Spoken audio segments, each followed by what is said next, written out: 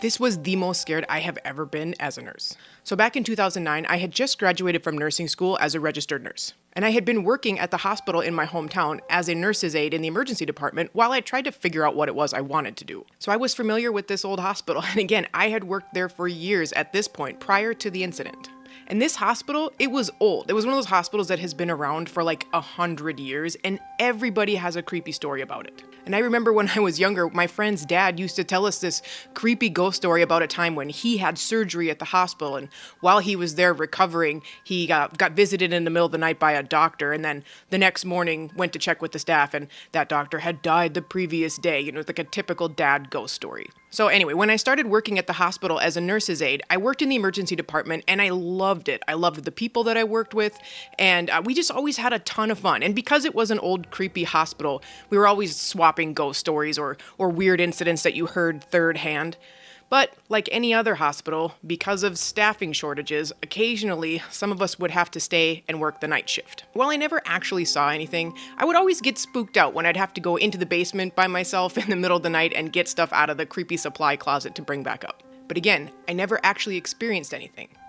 Yet. After I decided I wanted to go back to school and get my nursing degree, I knew that I wanted to come back and work at this hospital. One, because it was in my hometown, and two, I really enjoyed the people that I worked with in the ER, and that's where I wanted to work. But my hospital had a policy, and any new graduate nurse had to start and complete their orientation and probationary period up on the medical surgical unit. And their reasoning behind this was supposedly because it was a slower pace, and because the most experienced charge nurses were on the medical surgical unit. Personally, I think this was a staffing issue because nobody wanted to work there. So I figured if I had to wait out my probationary period on med-surg, I would just start on the night shift, right? It's gotta be a slower pace, and not much really happens on the night shift, right? And honestly, I was just ready to get to work. I was so excited that I finally finished my degree and now had a chance to start making some money and stop living paycheck to paycheck. And the hospital offered a really good night shift differential and bonus to work on certain units like med-surg, so I really could never figure out why no one wanted to work there. So when I finally was able to start, I basically just spent the first few nights following the charge nurse around, and then eventually on the third night, they pretty much just threw me out to the wolves on my own with my own patient load. And I was kind of pissed because I knew I was supposed to have a one-on-one orientation with this charge nurse for at least a week before I started taking patients on my own. But once again, somebody stopped showing up to work and they got fired. So they were short-staffed, and I got booted from the nest and had to learn how to fly on my own, as a charge nurse said. So this was like, the third or fourth night on my own ever as a nurse, and I'm so nervous and anxious. I'm just trying to fumble my way through the night and really try not to kill anybody. But don't worry, the charge nurse told me just to holler if I needed anything. What I needed was orientation, but whatever. I was doing my rounds at about 2 a.m. and I went to go check on my patient in room 305. I had been feeling anxious and nervous all night. In addition to this place just being creepy at night, this medical surgical unit at night when the lights were dimmed, it just gave off a really creepy vibe. And really, when I say everything felt a little off, I mean it. Even like the place smelled different at night. I don't even know how to explain it, but it was, all in all, I was really anxious, I was really nervous, and I tried to chalk it all up to just being tired and stressed and ultimately a little pissed off. So as I'm outside room 305, like looking through my notes, trying to make sure this is even the right person, I hear this very faint, rhythmic beeping. Beep, beep, beep. And it was the heart rate monitor coming from the room next door. It took me a little bit to figure out what it was because we're not supposed to hear them at night. They're basically muted in the middle of the night. And they're muted for a couple different reasons. Number one, because they're super annoying and no one can sleep through them. And number two, because they're monitored at the nurse's station. Even if they're muted in the patient's room, the charge nurse at the nurse's station can still see each monitor. So if something were to go wrong, somebody can see it. And the room next door, 307, was not my patient. I had enough on my plate to try to keep track of. I couldn't worry about somebody else's patient too. And as selfish as this sounds, I was kind of like, well, I'm gonna let the other nurse worry about it. Either she's gonna hear it and come down and silence it, or the patient in 307 is gonna get pissed off and put their light on and tell them to shut it off. Either way, it wasn't something I was ready to deal with at that point. As I was finishing up with my patient, he was like, yeah, I'm so sorry. I hate to be that guy, but that beeping is really starting to annoy me. I just want to go back to sleep. Could you please do something about it? Fine. So I made sure my guy in 305 was good, and as I was leaving, I turned to the left to room 307, which at this point it was pretty clear that 307 was where the monitor was, and that's where the beeping was coming from. So I did a faint little knock, introduced myself, pushed the door open a little bit, fully expecting for this patient to be wide awake and ready for someone to deal with this monitor. But I didn't hear anything other than that constant rhythmic beeping. Because there was no response, I pushed the door open just a little bit further, just enough so the light could go in so I could see into the room. And the room was pitch black, except I could see the glow from the monitor across the room. And this room was super dark, and I wasn't about to turn any lights on. The patient was obviously sleeping. I have no idea who this person is. I don't know why they're there, and I also don't know how crabby they are. So I opened the door just wide enough to scooch myself through so I can start very quietly sneaking my way over to the monitor. And my eyes hadn't adjusted yet, but all the hospital rooms are basically laid out the same, so I had a pretty good idea where everything was. Except the tray table.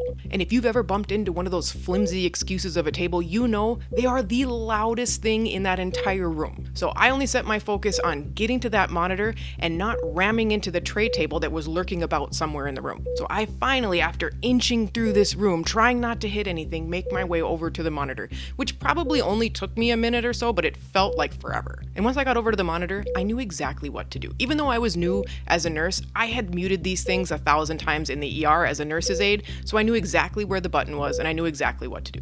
So I pushed the button and I turned around to leave, and I remember thinking to myself, man, this guy or gal must be a solid sleeper because their heart rhythm hasn't went up, their pulse hasn't went up, their blood pressure hasn't went up, and I know that if I were asleep in the hospital in the middle of the night and I woke up and saw some strange person creeping through my room, my monitor would be alarming. But apparently this person slept through the whole thing, which I was very grateful for. So as I turn back to face the partially open door, at this point my eyes have adjusted pretty well. I've spotted the tray table, I know exactly where it is, and I make my way to the door. I'm just ready to be done. As I'm making my way around the bed to try to leave, I all of a sudden got this full body chill, and I can't even explain it. It's like I all of a sudden felt vulnerable and scared and like I was being watched. I was just terrified. It was like there was some kind of threat that just came on all of a sudden, and I was in a full-blown panic. I was panicking, and I could feel with every fiber of my being that that patient was no longer sleeping. They were awake, and I could feel in my bones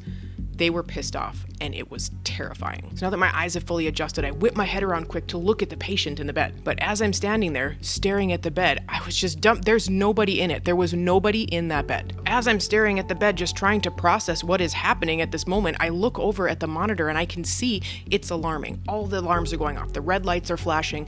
The pulse is through the roof. The blood pressure has skyrocketed. And of course, I didn't hear when it happened because I had just muted it. So I finally unstuck myself from where I was pretty sure my feet were actually glued to the tile in that room, and I made a beeline and started sprinting for the light switch. And just as my fingers reached the plastic of the light switch, I felt this cold hand grab my wrist and yank it away. And it was done with force, like whoever it was did not want that light on. So I pulled my hand back, and I think the momentum from me sprinting and then me pulling my hand back kind of launched me out the door and into the charge nurse. And she was like, "What the heck is going on here? The monitor in 307 is going crazy." And I was like, "Yeah, I fucking know. I went to go mute it because it was annoying my patient in 305. But after I got in there and muted it, I realized the patient wasn't in the bed, and I panicked." And the charge nurse was like, "What the hell are you talking about? There's nobody in 307. We don't have a patient in that room." She was confused. I was confused. So I ended up just telling her the story of what happened. I was checking on my patient in 305. He was irritated by the monitor, so I told him I would go in and mute it because apparently nobody else was coming to mute it. And then I told her how I went in there, I muted the monitor, and I looked over and there was no patient in the bed, and I panicked. I felt like somebody was watching me while I was in there. It really scared me, so I just needed to get out. I did not tell her about the hand grabbing my wrist and yanking it away from the light switch. Listen, I already felt crazy enough telling my charge nurse on my third or fourth day as a nurse about how I just panicked in a room because there wasn't anybody in there.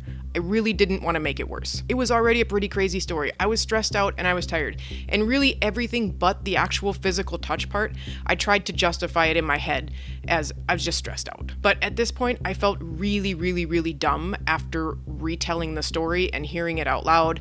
And I thought, God, this is crazy. There's no way she's gonna believe me. But honestly, she wasn't really shocked or surprised at all. And she was kind of like, yeah, that monitor in 307 goes off on its own all the time with no one hooked up to it. She said at least once a week during the middle of the night, that monitor will pop up on the screen active like someone's using it when they're not. And they have no explanation for it. She was very reassuring and very comforting, but it was very obvious that she did not want to talk about this anymore. It was almost like she was over it, like she had had this conversation a million times already. So I finished up my probationary period on med-surg, but I switched to the day shift as soon as I could. And I did make a mental note for the rest of my time there that 307 was hardly ever occupied. And when they did put somebody in that room, it was for a very short amount of time. The minute another room was open, they moved that patient. And even though they offered me $1.50 more an hour on top of the night shift differential to stay on med-surg, I transferred back to the ER as soon as I could. And honestly, I just never really talked about it again after that point, because I didn't want to. Before this, we used to have so much fun trying to scare each other and swapping ghost stories in the ER. But after this, I really just wanted to forget what happened. Thank you so much for listening to this spooky story from the Haunted Grove. If you have a spooky story that you want shared, make sure to email it to hauntedgrovestories@gmail.com. Don't forget to like and subscribe to see more stories just like this.